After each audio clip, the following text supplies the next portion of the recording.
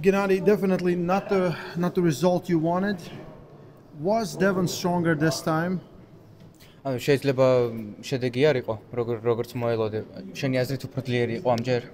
კი, მომატებული აქვს, მაგრამ შედარებას მაინც და მაინც ჩვენ ვერ ვაკეთებთ ხოლმე ისე ხა წარსულში რა იყო ახლა, მაგრამ მომზადებული მეც ვიყავი რა, ვერ ვიტყვი რომ არ ვიყავი მომზადებული უბრალოდ.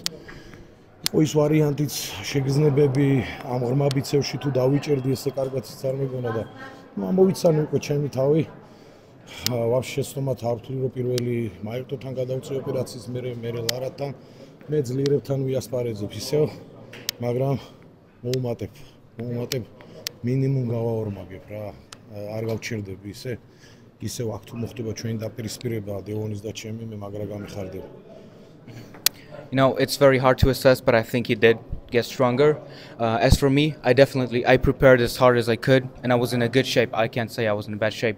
And I don't think getting Michael and Devon as a match was a mistake. I like pulling strong guys, and I'll know that I'm gonna keep improving as much as I can. I'm happy that I fought him here, and I'll be happy if we can do it again.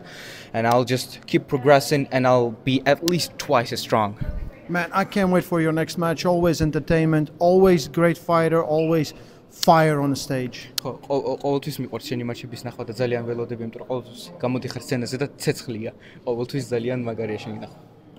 რა თქმა უნდა, მე არ გავჩერდები ახლა მაქსიმუმ დავისუნო 1-5-6 დღე მე ისევ დარბაზში შევდივარ და ვაგრძელებ მომზადებას.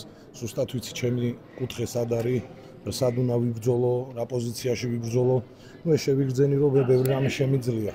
უბრალოდ რაღაცა დრო არ ყოფნი და ეთყობა არ მეყო მოსამზადებლად და მიუხედავად იმისა რომ მაგრა ვიყავი მომზადებული ჩემ ფიქრებში რაღაცები დამაკლდა რომ გავედი და ზუსტად ვიცი რა როგორ უნდა გავაკეთო ოპერაციის მერე ჩემი ხელი რადიკალურად შეიცვალა სხვა კუთხეებში გრძნობ ძალას და ნუ აქედან გამომდინარე ეს ისევ ჩემი თავის ამოცანა იყო ესე ჩავთვალოთ და მე ვიწყებ მომზადებას მაქსიმუმ 5 დღე ჩემი YouTube არხზე გავა ჩემი მომზადებები ყველა დაინახავს თუ რა ფორმაში ვალ და როგორ იქნება.